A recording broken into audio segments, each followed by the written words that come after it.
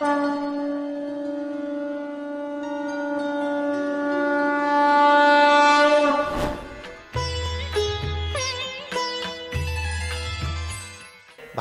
के चारों श्लोकों में और उसमें भी चौथा जो श्लोक है, एतावदेव जिज्ञास्यम तत्व जिज्ञासुनात्मनः अन्वय व्यतिरेकाभ्याम यस्या सर्वत्र सर्वदा, और ये भक्ति मार्ग के व्यक्ति के लिए सर्वोपरि है। इसलिए इसको बड़ी आराम से समझ लेना चाहिए। छठे स्कंद को प्रणाम करके कल हमने फिर सप्तम स्कंद में प्रवेश किया और राजा परीक्षित ने पूछा सुखदेव जी से, प्रभु भगवान का इसके बाद कौन सा अवतार हुआ? तो भगवान किसके लिए आते हैं? ब्रह्मेति परमात्मेति भगवानीत शब्दतः, ज्ञानी के लिए वो ब्रह्म है, कर्म योगी के लिए वो परमात्मा है, लेकिन भगवान तो वो केवल भक्त के लिए ही बनते हैं। वो कसौटी, वो पात्रता केवल भक्त के अंदर है जो निर्गुण को सगुण कर देती है। तो इसलिए पहले भक्त की कथा कह रहे हैं सुखदेव जी। क्या कह रहे हैं? अम्माम हे वधू पुत्रा नानु सोचतुमर्हसि। अपनी माता दिति से आशीर्वाद लेकर हिरण्यकशिपु तप करने के लिए मंदराचल पर्वत पे गया। ब्रह्मा जी प्रसन्न होकर आए और उसको इक्षितम प्रियताम कहा। उसने कहा, महाराज किसी भी तरह से मेरी मृत्यु नहीं हो, ऐसा वरदान दे दो। और ब्रह्मा जी ने दे दिया। ब्रह्मा जी अंतर ध्यान हुए, अब सारे देवताओं को जीत कर सबका अधिपति बन गया। उसकी पत्नी कयाधु को इच्छा प्रसव का वरदान था। तो जब हिरण्यकशिपु तप करके आ गया है तो कयाधु जी को प्रसव हुआ और उसके गर्भ से प्रहलाद जी महाराज का प्राकट्य हुआ है। प्रहलाद शब्द का अर्थ क्या है? आह्लादम। आह्लाद सुखदेव जी महाराज पूरे भागवत के 18,000 श्लोक में किसको कह रहे हैं? जब ठाकुर जी का प्राकट्य होता है ना, शाम के सत्र में सुनेंगे आप, तो नंदोत्सव के सबसे पहले श्लोक में भगवान बाल कृष्ण को उन्होंने आह्लाद कहा है। नंदस्त्वात्मज उत्पन्ने जाताल्लादो महामनः। अरे परीक्षित, आज नंद बाबा के यहाँ पर बेटा बेटी, पुत्र पुत्री, छोरा छोरी नहीं हुआ, आह्लाद की उत्पत्ति हुई है। और वो आह्लाद कौन है मूर्तिमान? बोले प्रहलाद जी महाराज। पूर्वम, भगवान से पहले भक्त आते हैं ना, तो प्रहलाद जी का प्राकट्य हुआ। और जैसे कि पोषण करना चाहिए, बालक का वैसा ही नामकरण करके पोषण किया गया। शिक्षा की बात आई तो हिरण्यकशिपु ने सोचा कि देखो ये मेरे कुल में उत्पन्न हुआ है, तो मेरी कुल और मर्यादा के अनुसार इसकी शिक्षा होनी चाहिए। अब भैया ये तो दैत्य कुल में हुआ है, शाप के वशीभूत है। हिरण्यकशिपु किसको कहते हैं? हिरण्य माने सोना और कशिपु माने बिस्तर। ये मत समझना कि हिरण्यकशिपु के संगी उसका वंश खत्म हो गया, शाश्वत है उसका वंश। जो अभी भी करप्शन से सुविधा शुल्क में इतना धन अर्जन कर रहे हैं कि महाराज गद्दों में से नोट निकलते हैं, पलंग के अंदर से सोने के बिस्कुट निकलते हैं, वो सब हिरण्यकशिपु के वंशज हैं। तो प्रहलाद जी की आसुरी शिक्षा की व्यवस्था हुई। शन्नामर्कद के द्वारा संचालित एक गुरुकुल था, उसमें असुरों के बच्चे पढ़ते थे और प्रहलाद जी महाराज को भी उसमें पढ़ने के लिए भेज दिया। 2-4 महीने प्रहलाद जी पढ़े। हमारे बालक आजकल हॉस्टल में जाते हैं, वो लेटेस्ट गुरुकुल है, उसमें क्या है, लेकिन बहुत फर्क है। गुरुकुल में सेवा करने से शिक्षा आती थी तो संस्कार देती थी। आज पैसा दे के शिक्षा आ रही है तो केवल पैसा सिखा रही है कमाना।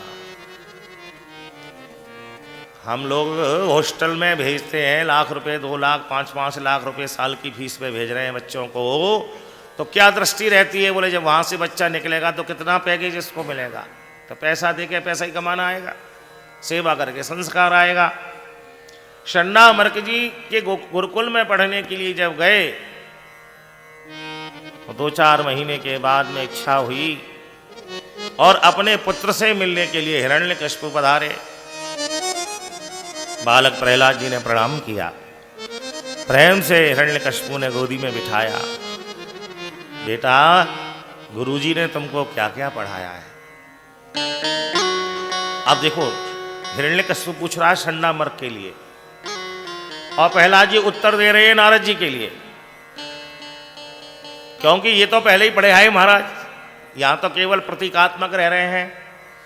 तो उन्होंने बड़े प्रेम से कहा, बोले पिताजी, अकामो सर्व कामो वा मोक्ष काम उदारधी तीव्रेण भक्ति योगेन यजते पुरुष परः। अरे ये पिताजी, ये मनुष्य का शरीर जो भगवान ने दिया है वो परम पुरुष की प्राप्ति करने के लिए मिला है और उनकी प्राप्ति के लिए 9 मार्ग हैं। श्रवणम कीर्तनम विष्णु, ये यहीं का श्लोक है, प्रहलाद जी के मुख से निकला हुआ श्लोक है। श्रवणम कीर्तनम विष्णु स्मरणम पाद सेवनम अर्चनम वंदनम दास्यम सख्यम आत्मनिवेदनम। ठाकुर जी की ओर बढ़ने की ये 9 सीढ़ियां हैं। मानो दोनों ही भाव हैं इसके कि ये 9 सीढ़ियां हैं। नवधा भक्ति पहले सुने और जो सुने उसको गाएं और जिसको गा रहे हैं उसका स्मरण करें। श्रवणम कीर्तनम विष्णु स्मरणम। अब जब तीसरी सीढ़ी पे हम लोग पहुंचते हैं तो सबकी ये शिकायत रहती है कि महाराज जैसे ही हाथ में लो वैसे ही या तो नींद के झोंका आएंगे या संसार के सारे काम उसी समय याद आएंगे। स्मरण में मन नहीं लगता, तो इसलिए पाद सेवनम।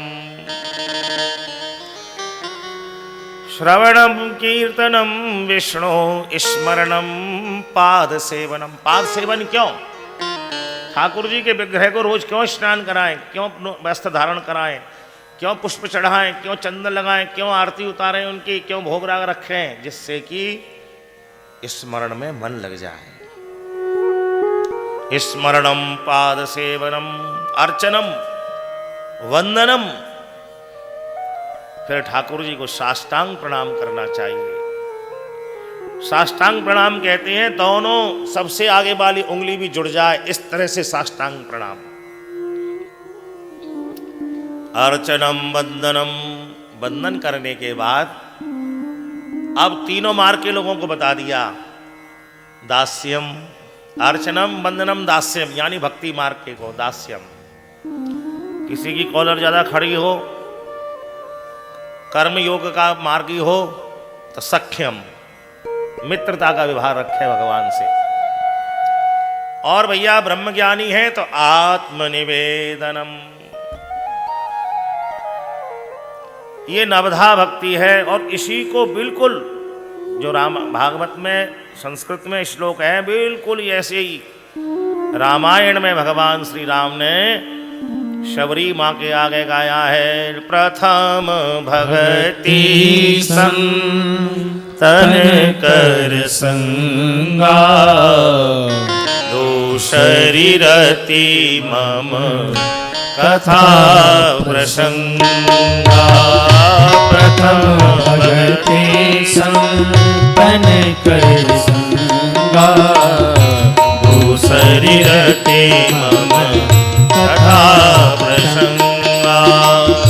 गुरुपद पंकज सेवा तीसरी भगति अमान चौथी भगति मम गुण गण करहि कपट तज ज्ञान मंत्र जाप मम दृढ़ विश्वासा पंचम भगति वेद प्रकाशा छठ कर्म शील विरत बहु कर्मा निरत निरंतर सज्जन धर्मा।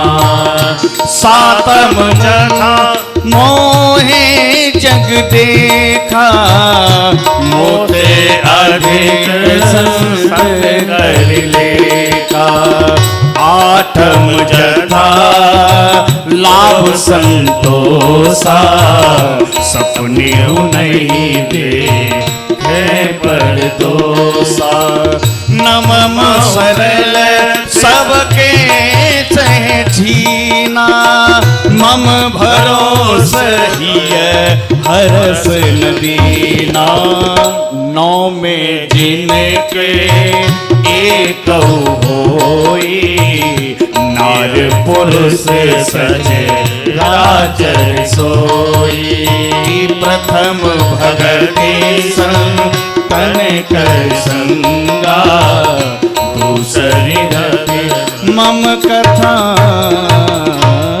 प्रसंगा। तो नवधा ये जो भक्ति है, श्रवणम कीर्तनम विष्णु, इनके एक एक आचार हैं। श्रवण सबसे बढ़िया किसने किया? श्रवण भक्ति के आचार्य कौन है? बोलिए श्री परीक्षित जी महाराज की जय। कैसा श्रवण किया है उन्होंने कि चौथे दिवस दसम स्कंद के शुरू में ही सुखदेव जी कहेंगे, भैया परीक्षित 4 दिन होने जा रहे हैं भैया, कछु जलपान दुग्धार कछु। बोले महाराज भागवत रूपी अमृत का पान कर रहा हूँ, इसके बढ़कर और क्या पान हो सकता है। ऐसी श्रवण में निष्ठा हो। कीर्तनम श्री सुखदेव जी महाराज की जय। ऐसी निष्ठा कीर्तन में हो, कथा कहने में हो, जैसी सुखदेव जी महाराज की है। निवर्त तृष्णीय उपगीय माना। तो कीर्तन भक्ति के आचार्य कौन है? भगवान सुखदेव हैं। श्रवणम कीर्तनम विष्णु स्मरणम। स्मरण भक्ति के आचार्य कौन है? साक्षात प्रहलाद जी।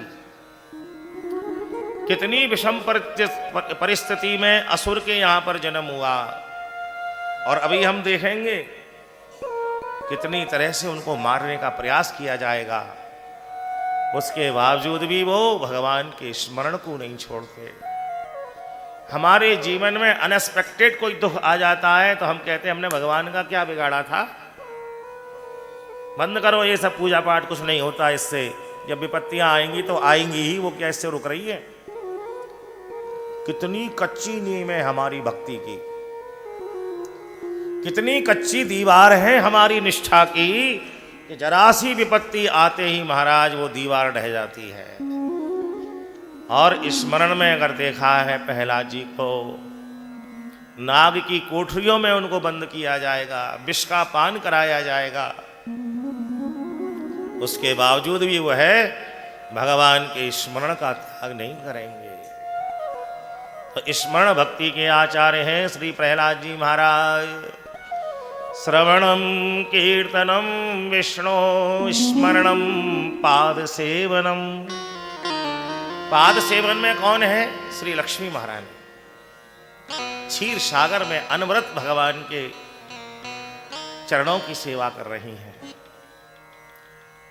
और भागवत में तो ऐसा एक श्लोक लिखा है नवम स्कंद में कि आश्चर्य होता है, जिन चरणों की सेवा लक्ष्मी जी कर रही हैं वो कैसे सुकुमार हैं। गुरुवर्थे त्यक्ते राज्यो व्यचरुदरु गमनम पद्म प्रियाया। ओहो, ऐसे सुकुमार हैं इनके चरण के लक्ष्मी जी के स्पर्श करने से वो कुमला जाते हैं। आहा, स्मरणम पाद सेवनम। पाद सेवन की आचार्य है श्री लक्ष्मी महारानी। अर्चनम। आहा, अर्चनम के कौन है? श्री पृथु जी महाराज। जब उन्होंने पृथ्वी माँ से याचना करी और पृथ्वी माँ ने उनको प्रचुर धन्य दान दिया, तो हमें उसका क्या करना चाहिए? भगवान जब धन दे तो पृथु जी ने क्या करा? 100 अश्वमेध यज्ञ करने का संकल्प किया। केवल हवन करना यज्ञ नहीं है, वो एक पार्ट है विकेंद्रीकरण। जितना दिया है उसको फैलाया, बांटा उसको। तो अर्चन भक्ति के आचार्य हैं श्री पृथु जी महाराज। श्रवणम कीर्तनम विष्णु स्मरणम पाद सेवनम अर्चनम वंदनम। वंदनम भक्ति के आचार्य कौन है? श्री अक्रूर जी महाराज। ठाकुर जी को सर्वस्व उन्होंने अर्पण किया है। अर्चनम वंदनम दास्यम श्री हनुमान जी महाराज की जय। पूरी तरह से ठोक के यदि कोई कहने वाला है तो कौशलेंद्र दासो हम कौशलेंद्र। भक्त हो तो ऐसा हो, पूरे गर्व के साथ कहे कि हाँ मैं दास हूँ। मुझे गर्व है कि भगवान श्री राम का मैं दास हूँ। मुझे गर्व है कि मैं विष्णु का दास हूँ। मुझे गर्व है कि मैं कृष्ण का दास हूँ। मुझे गर्व है कि मैं शिव का दास हूँ। मुझे गर्व है कि मैं शक्ति का दास हूँ। दास भक्ति कैसी हो? बोले श्री हनुमान जी महाराज जैसे। श्रवणम कीर्तनम विष्णु स्मरणम पाद सेवनम अर्चनम वंदनम दास्यम सख्यम। सख्य भक्ति कैसी हो? अर्जुन जैसी हो। क्यों भाई? सखा पे विपत्ति आए और यदि वो सहायक नहीं बने तो काय का सखा? अगर इसके जीवन को देखा जाए तो बेचारे को कब सुख मिला। गृहस्थ जीवन को द्रौपदी के संग बसाया तो उसका चीरहरण हो गया। जबरदस्ती जुए में हरा के 12 वर्ष का वनवास मिला, 1 वर्ष का अज्ञातवास मिला, और अज्ञातवास में क्या रूप बनाकर अर्जुन रहे ये सब जानते हैं।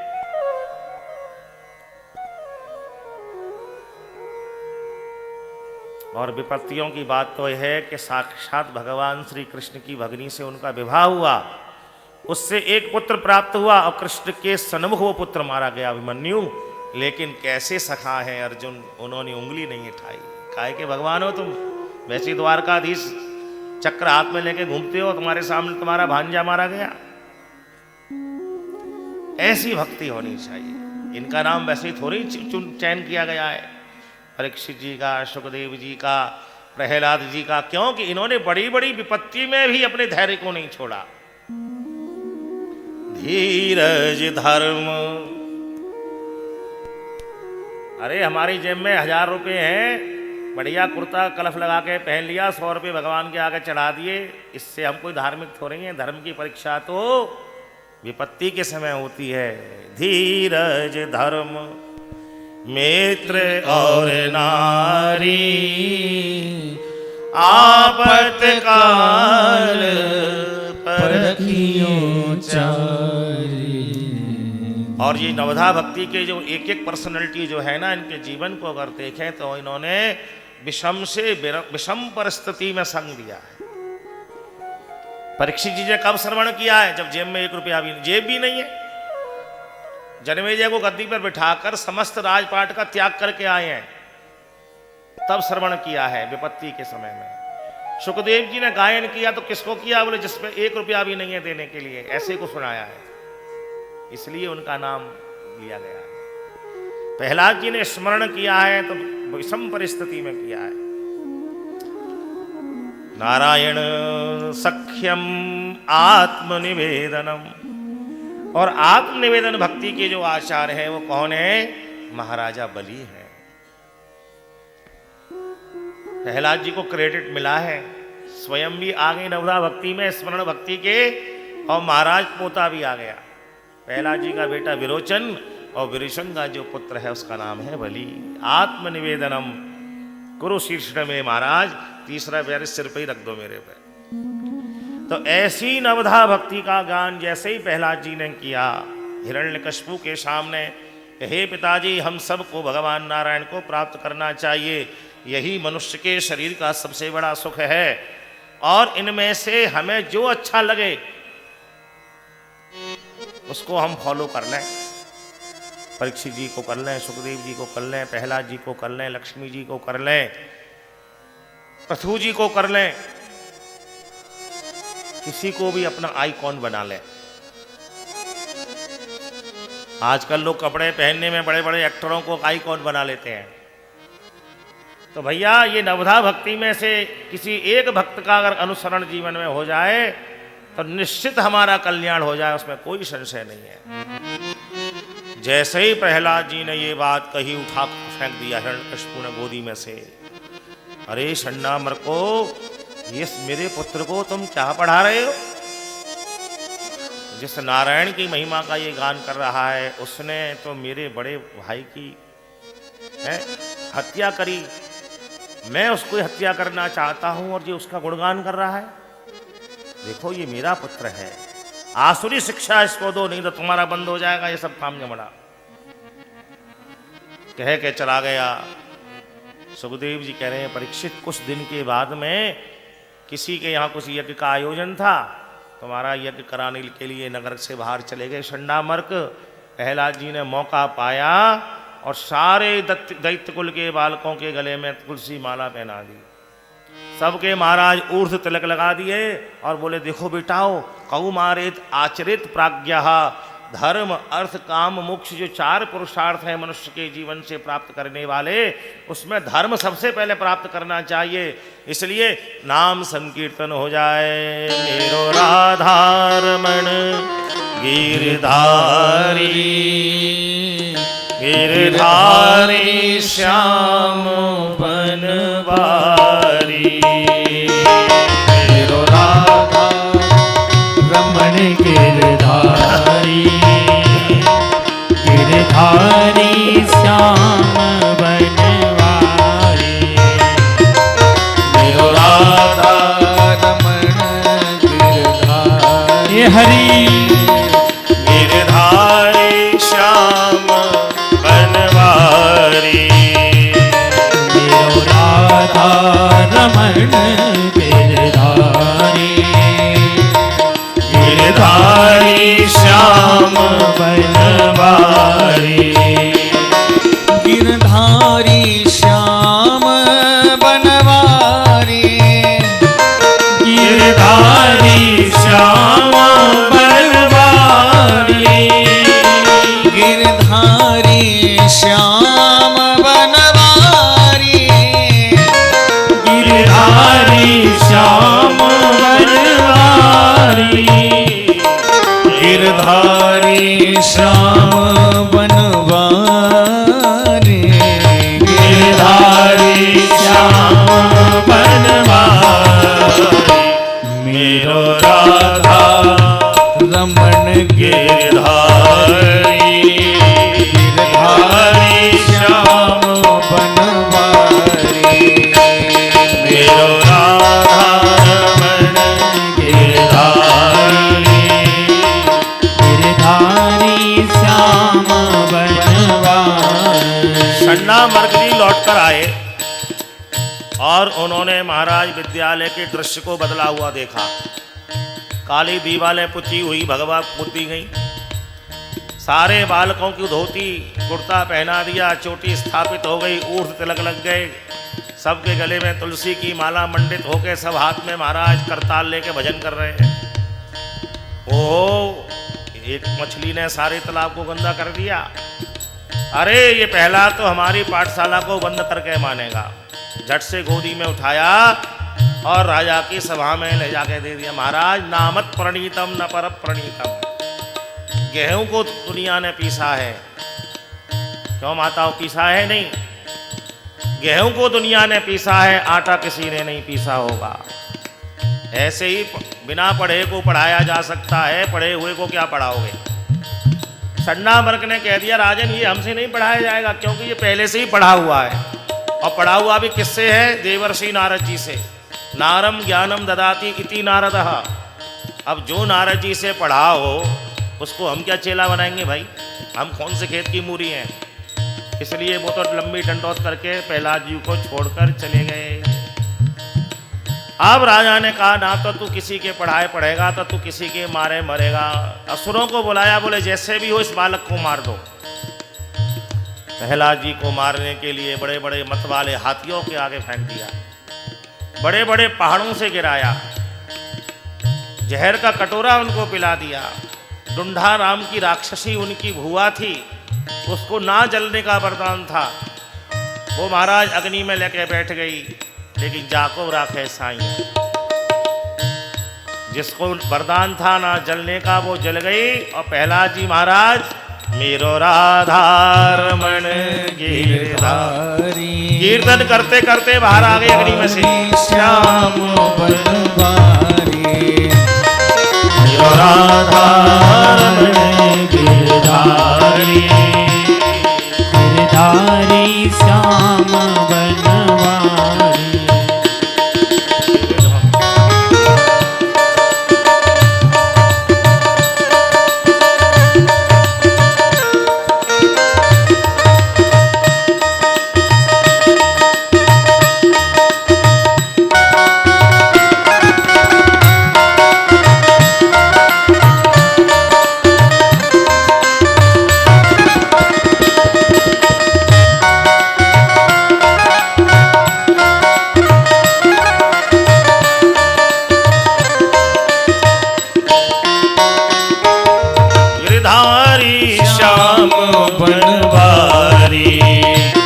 गिरधारी श्याम बनवारी मेरो राधा रमण गिरधारी गिरधारी श्याम बनवारी। और जब प्रहलाद जी किसी के मारे नहीं मरे, संध्या के समय बड़े बड़े विषधर नागों की कोठरी में उनको बंद कर दिया।